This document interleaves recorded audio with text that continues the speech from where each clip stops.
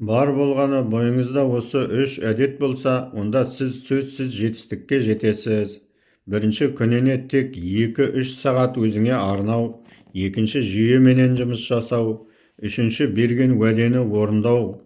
Осыларды нақты ұстанған адам қандай жағдай болмасын, міндетті түрде табысқа жетеді. Әрине, бастау қиын, бірақ жүйе бар, дайын бағдарлама бар. Тек ниет пен батылдық қажет. Дайын бағдарламамен құрылған онлайн кәсіпті бастау үшін жексенбі күнгі болатын тегін сабаққа қатысу керек.